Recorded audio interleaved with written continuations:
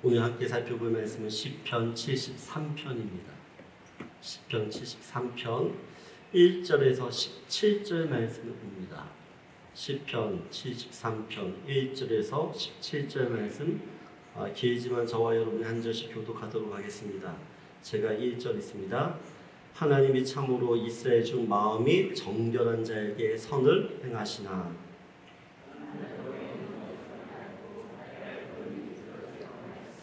이는 내가 악인의 형통함을 보고 오만한 자를 질투하였음이로다.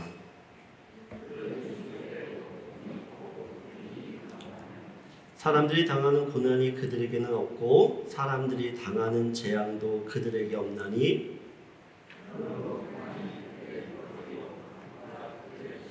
살찜으로 그들의 눈이 솟아나며 그들의 소득은 마음의 소음보다 많으며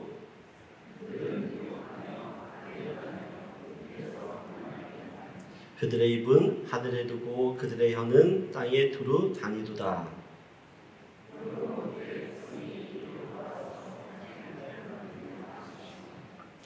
말하기를 하나님이 어찌하랴 지존자에게 지식이 있으랴 하는도다.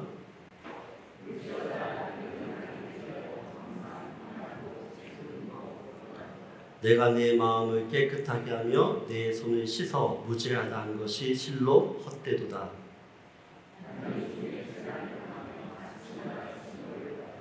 내가 만일 스스로 이르기를 내가 그들처럼 말하리라 하였더라면 나는 주의 아들들의 세대에 대하여 악행을 행하였으리이다.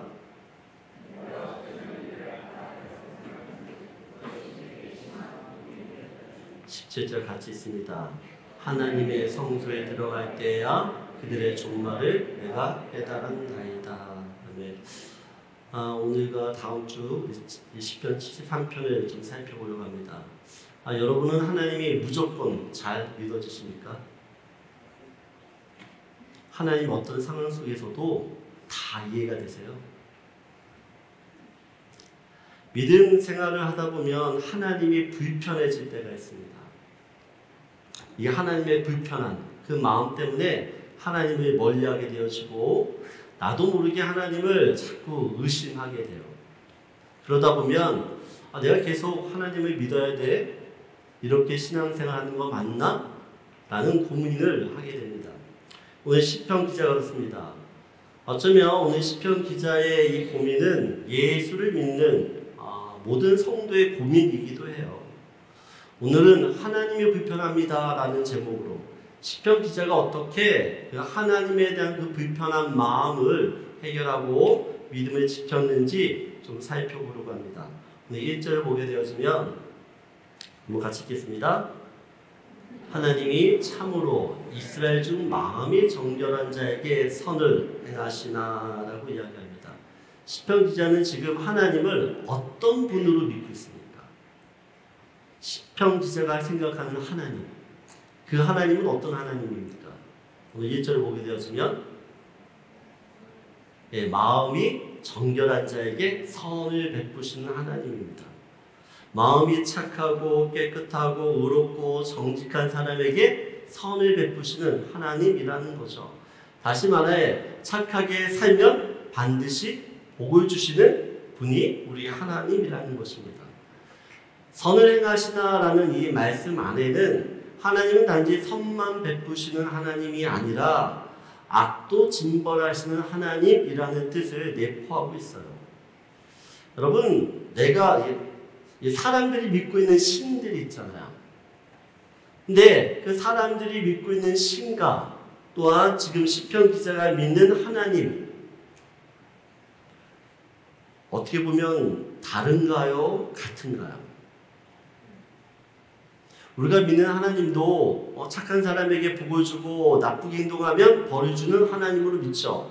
그러면 세상 사람들이 믿는 다른 신을 믿는 사람들은 어떻죠? 그 사람들도 자기가 믿는 신이 착하게 살면 복을 주고 나쁘게 살면 벌을 준다라고 생각을 해요. 권선진악, 선은 권정하고 악은 징벌한다라는 뜻이죠.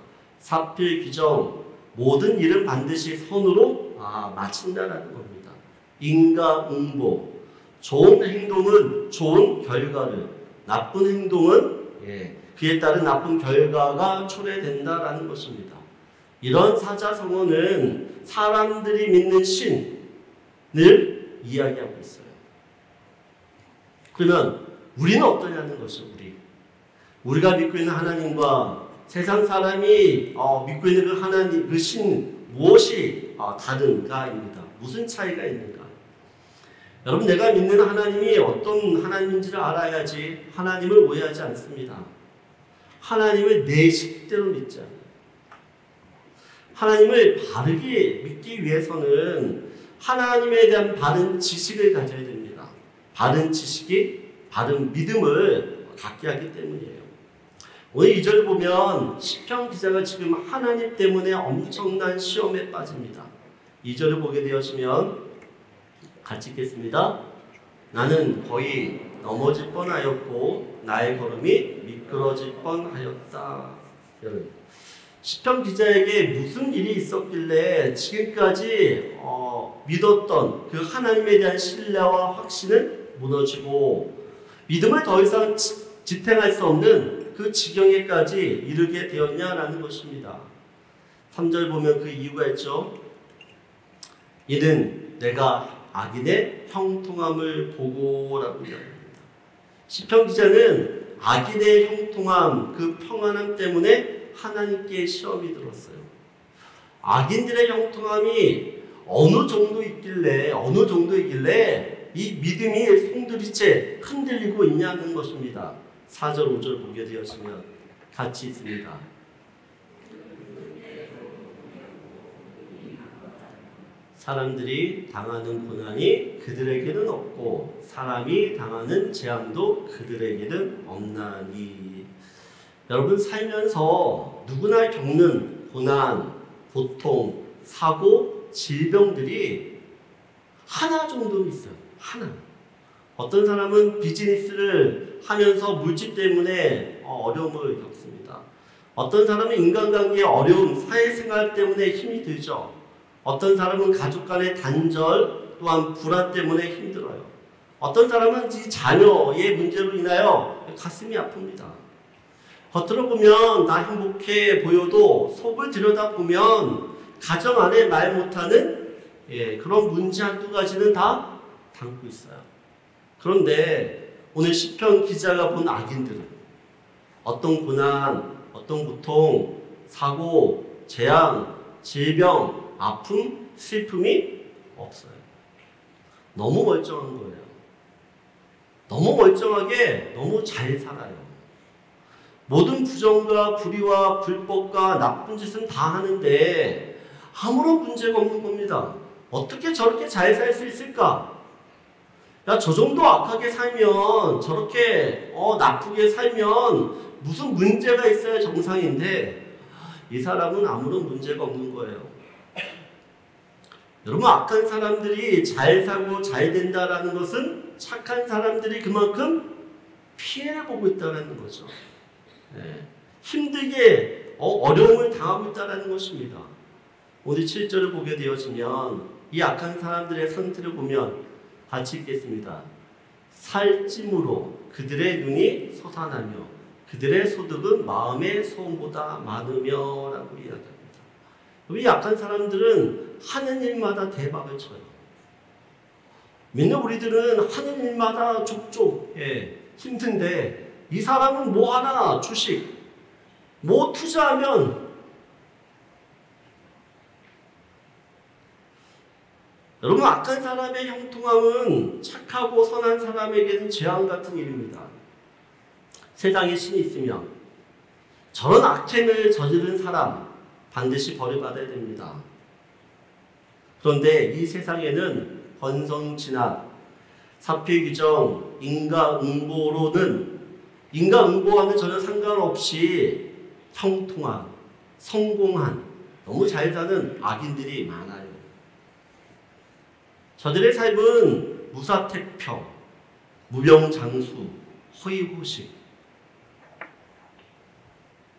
오늘 시편 기자는 그런 악인의 형통함을 보면서 도저히 이해할 수가 없는 것입니다.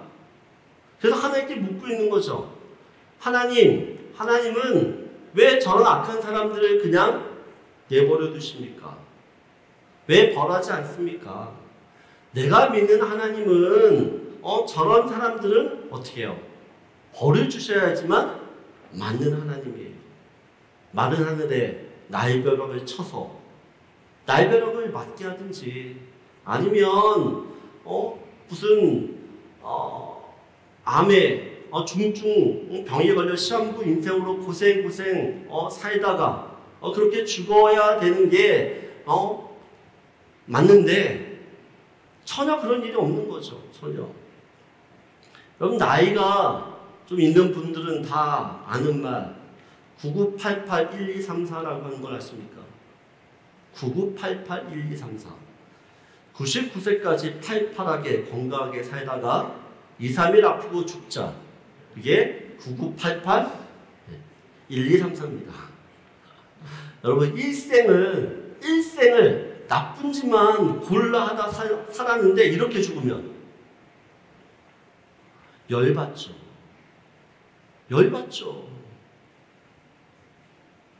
그런데 지금 시편 기자의 마음을 더 속상하게 만드는 것은 3절을 보게 되어지면 그 악인의 형통함을 보는 것으로 인해서 남은 힘들지만 또 하나 그 오만한 자를 질투한다라고 이야기합니다. 악인의 형통함을 보면서 시기심이 나요. 질투가 나요. 더 정확히 말하면 악인들의 삶이 너무 부러운 거예요. 나도 저렇게 한번 살아봤으면.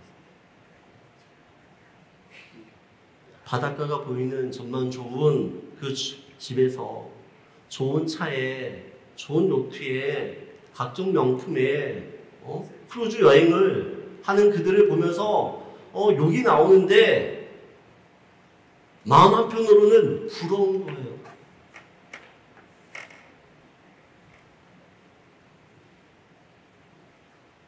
여러분 시편 기자가 지금까지 하나님을 어떻게 믿고 있습니까?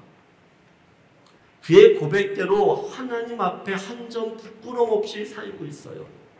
정직하게 성실하게 하나님의 말씀대로 살아요. 그런 말씀대로 살면 억울한 일이 없나요? 하나님 말씀대로 살면 모든 일이 술술술 잘 풀려요? 말씀대로 살기 때문에 더 힘듭니다. 더 괴로워요. 더 고생스러워요. 그럼에도 시편 기자가 거룩하게 정말 정직하게 마음을 깨끗하게 하려는 이유, 그렇게 살려는 이유가 뭡니까? 이렇게 사는 나를 하나님께서 복 주실 거라고 하는 믿음 때문에. 여러분 신앙생활 왜 하는 거예요? 이런 마음 있잖아요. 내가 힘들게 살지만 하나님 말씀대로 살 때 하나님이 분명 나에게 복 주실 거라고 하는 믿음 있잖아요. 없으신가요? 저는 그런 믿음 갖고 살아요. 그런데 현실은 어떠냐는 것이에요. 하나님 말씀대로 착하고 선하게 정직하게 성실하게 살았는데 그런 나는 너무 살기가 힘들어요. 믿지 않는 사람, 아니 그냥 악의를 떠나서 믿지 않는 사람, 그 믿지 않는 사람은 자기 멋대로 하는데 나보다도 잘 돼요. 그러다 보니까 내가 이렇게 사는 거 맞아? 이렇게 살아야 돼? 나는 나만 바보처럼 사는 거 아니야? 이런 생각을 하게 된다는 것이에요. 13절을 보세요. 같이 읽겠습니다. 내가 내 마음을 깨끗하게 하며 내 손을 씻어 무죄하다 한 것이 실로 헛되도다. 시편 기자는 악인들을 보면서 말씀대로 살고 있는 내 자신이 너무 한심스러운 거예요. 내가 이렇게 마음을 깨끗하게 살았는데, 정직하게 살았는데 나는 안 되는 것 같고 저 악한 사람들은 승승장구한다는 것이에요. 그러면서 그들이 이런 말을 해요. 11절을 보게 되어지면 같이 읽겠습니다. 말하기를 하나님이 어찌 알랴 지존자에게 지식이 있으랴 하는도다. 무슨 말인가니 하나님이 있다고 해도 하나님이 모든 걸 다 아는 거 아니야. 어쩌면 내가 하나님보다 더 똑똑해. 그러니까 내가 지금까지 이렇게 문제없이 잘 살지. 나처럼 살아. 여러분, 사람들이 이 악한 사람들이 하는 말을 들으면서 어떤 생각을 합니까? 10절을 보게 되어지면 같이 읽겠습니다. 그러므로 그의 백성이 이리로 돌아와서 잔에 가득한 물을 다 마시며 우리 기억 성경은 좀 해석이 애매한데 표준 새 번역에는 이렇게 표현되어 있죠. 표준 새 번역 말씀을 같이 읽겠습니다. 하나님의 백성마저도 그들에게 홀려서 물을 들이키듯 그들이 하는 말을 그대로 받아들여라고 이야기합니다. 여러분, 사람들이 왜 이 악한 사람들이 하는 말에 혹합니까? 보이는 현실만 보면 이 악한 사람들이 하는 말이 다 맞아요. 내가 믿는 하나님, 그 하나님의 모습은 지금 현실에선 전혀 보이지 않아요. 야, 저 사람이 하는 말이 진짜 맞는 것 같아. 그럼 나도 저렇게 살아야 되지 않아? 그래서 이 시편 기자가 어떤 결론에 이릅니까? 12절을 보게 되어지면 같이 읽겠습니다. 볼지어다 이들은 악인들이라도 항상 편안하고 재물을 더욱 부러워하도다. 시편 기자의 결론이에요. 야, 이 악한 사람들 보니까 항상 평안하네. 재물은 점점 더 불어나네. 시편 기자는 지금 두 가지 문제에 직면했습니다. 악인의 형통함, 이 문제를 해결할 수가 없어요. 또 하나는 그런 악인들을 보면서 부러워하는 자신의 모습이 너무 싫은 거예요. 내가 지금까지 어떻게 믿음을 지켜왔는데 그 모든 것이 부정되는 것 같으니까 괴로운 겁니다. 여러분, 우리도 믿음 생활하면서 이런 딜레마, 고민에 빠질 때가 있어요. 내가 이렇게 열심히 믿음 생활하는데 정말 힘들게 최선을 다해서 지금 믿음을 지키고 있는데 왜 내 삶은 달라지지 않고 있냐는 것이에요. 왜 나는 저 사람보다 늘 저렇게 못 사냐는 거죠. 하나님은 왜 내 삶 가운데서 아무런 역사를 하지 않고 그냥 가만히 계시냐는 것이에요. 그 악인들의 삶을 보면서 달라지지 않는 내 삶을 보면서 하나님이 불편해요.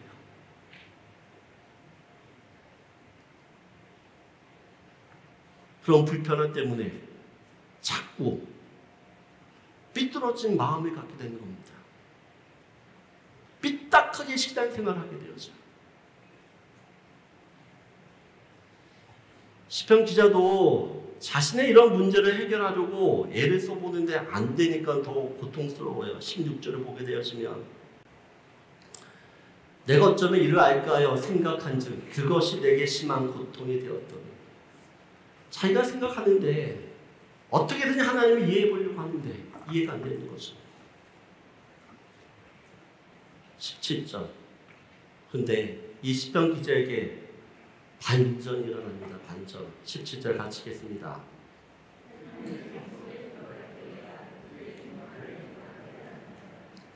여러분, 믿음은 눈이 열리는 거예요. 눈이 바뀌는 겁니다. 여러분, 언제 우리의 눈, 이 믿음의 눈이 열리고 바뀝니까? 하나님의 성소에 들어갈 때예요. 하나님의 성소에 들어간다는 것은 예배의 자리, 기도의 자리에 들어간다는 것입니다.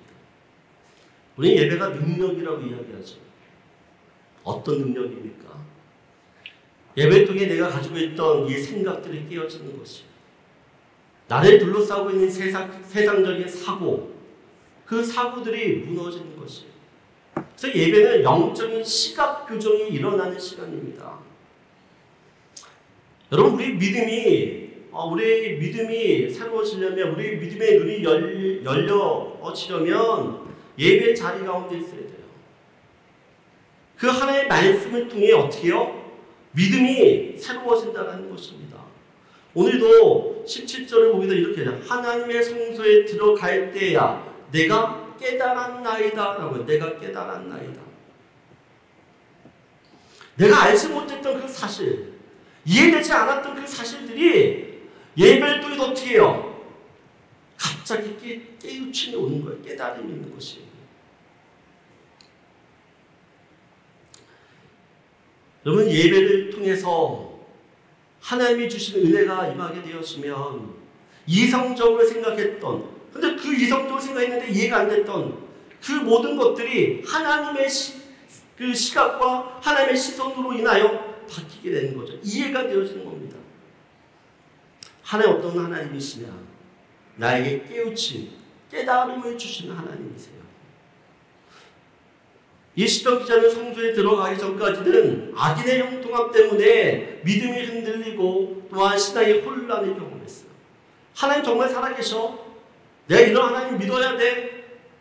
의심이 들었지만 이 문제를 들고 하나님 앞에 나아갈 때에 주님이 주신 그 깨달음을 통해서 어떻게 해요? 변화되는 거죠. 변화되는 것입니다. 그러면 저는 예배를 통해서 여러분들이 그 하나님의 크신, 그 하나님의 그 존엄하신, 위엄하신 그 하나님의 임재를 경험하기 원해요. 그 예배를 통해 하나님의 임재가 우리 가운데 다가오게 되어지면 그 하나님을 내가 인정할 수밖에 없다는 것입니다. 그리고 말씀 중에 선포되어지는 이 진리의 말씀을 통해서 어떻게 해요?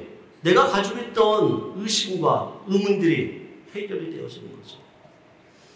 여러분, 세상에 살다 보면 우리의 시선이 자꾸 세상에 빼앗겨요. 하나님께 시선을 두려고 해도 세상에 있는 것들에 일단 자연스럽게 내 눈이 간다라는 거죠. 하나님이 누구신지에 대한 인식이 흐려질 수밖에 없어요. 그런데 예배는 어떻게 해요? 나의 시선을 하나님께 고정하는 시간이에요. 흐릿해졌던 그 하나님을 다시 한번 명확하게 만나는 시간이라는 것입니다. 왜 인생의 답답함이 있을 때, 도저히 해결할 수 없는 그런 문제에 직면할 때, 여러분, 우리는 하나님이 계신 그 하나님의 성소, 그 예배의 자리를 가야 됩니다. 그 예배를 통해서 내가 이해하지 못했던 하나님을 알게 되어지고, 또 그 하나님을 더욱더 새롭게 인식하는 시간이 되기 때문에 그렇습니다. 오늘 18절, 19절을 보게 되어지면 시편 기자가 예배 통해서 하나님이 어떤 분이신지를 깨닫게 되어지죠. 18절, 19절 같이 읽겠습니다.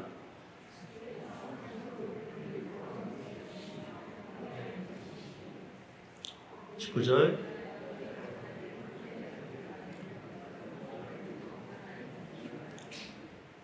지금은 하나님께서 악인들을 심판하시는 것을 이 시편 기자가 알게 되었습니다. 여러분, 시편 기자는 하나님이 악인을 심판하지 않는 것 때문에 시험이 들었어요. 그런데 이 하나님의 성소에 들어가는 순간 하나님이 악인을 심판하신다는 그 사실이 갑자기 깨달아지는 것입니다. 갑자기.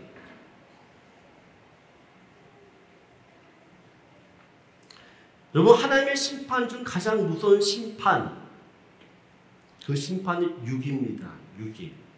그냥 내버려 두는 거예요. 죄를 지어도, 악을 행해도 하나님 터치하지 않으세요. 그냥 내버려둬요.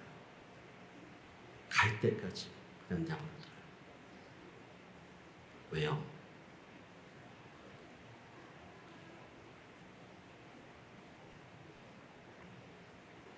그들이 돌아올 기회를 전혀 주지 않는 겁니다.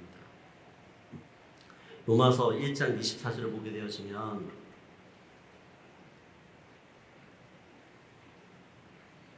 23절, 24절인데, 예. 24절 이렇게 이야기해요. 23절, 썩어지지 않은 하나님의 영광은 썩어진 사람과 새와 짐승과 기어다니는 동물 모양의 우상으로 바뀌었느니라. 24절에는 그러므로 하나님께서 그들의 마음의 정욕대로 더러움에 내버려 두사 그들의 몸을 서로 욕되게 하게 하셨으니 라고 이야기해요.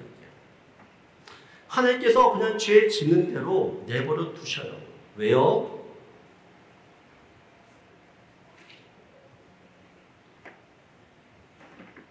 내버려 둘 때 그들이 자기들이 그렇게 살아도 아무런 문제가 없기 때문에 회개하려고 돌아올 생각을 하지 않는 것입니다. 하나님께서 왜 악인들이 승승장구하는 것을 그냥 내버려 두시는가? 하나님 높은 줄 모르고 자기가 하나님인 양 그렇게 사는 사람들을 왜 가만두시는가? 그들에게 회개의 기회를 주지 않기 위함입니다. 자기가 무엇을 잘못했는지를 모르면 회개할 수가 없죠. 사람이 생각할 때 하나님의 심판, 그 심판은 이 세상에서 이루어져야 될 것 같아요. 하지만 하나님의 진짜 심판은 이 세상이 아니라 죽음 다음에 있는 심판이에요. 여러분, 모든 사람은 죽는데 죽음 다음에 심판이 있어요. 영원한 심판. 여러분, 제가 반백년을 넘게 살았어요. 50년 넘게 살았어요. 돌아보면 진짜 시간이 빨라요. 100세 시대라고 이야기하지만 앞으로 제가 살 날을 보게 되었으면 진짜 더 빨리 지나갈 것 같아요. 여러분, 악한 사람들이 이 세상에서 천년 만년 고통 없이 무조건 행복할 것 같죠? 아니에요. 곧 죽음의 시간이 임해요. 그리고 그 죽음 다음에 그 영원한 심판, 그 영원한 심판으로 인하여 영원한 고통, 형벌을 받게 되는 것입니다. 여러분, 하나님의 징계를 감사하게 생각해야 됩니다. 내 인생의 고난, 고통, 사실 이것이 하나님의 은혜예요. 이 고난이 아니면 내가 하나님을 붙들지 않거든요. 이 고통이 아니면 하나님을 찾지 않는 게 우리예요.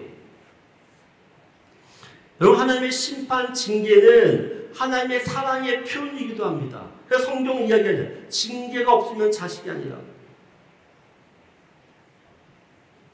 징계를 통해서 징계를 통해서 내가 무엇을 잘못한지를 알게 되어져요. 그래서 돌이킬 수가 있는 것입니다. 근데 징계가 없으면 자기가 잘 사는 줄 알아요.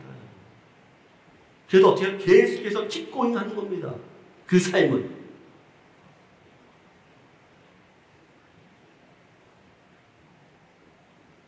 여러분, 하나님께서 악인을 심판하신다는 것은 변함없는 사실이었어요. 하나님은 어제도 심판하셨고 오늘도 심판하시고 내일도 심판하세요. 하나님의 속성, 그 하나님의 속성은 변하지 않고 언제나 동일하신 하나님이죠. 그래서 계시록 1장 8절을 보게 되었지만 하나님 어떤 분이시냐라고 이야기할 때 같이 읽겠습니다. 주 하나님이 이르시되 나는 알파와 오메가라. 이제도 있고 전에도 있었고 장차 올 자요 전능한 자라 하시더라 라고 이야기합니다. 여러분, 사람은 환경과 상황과 사건에 따라 이랬다 저랬다 해요. 어제 다르고 오늘 다르고 내일 다른 게 인간입니다. 하지만 하나님은 어제나 오늘이나 내일이나 똑같아요.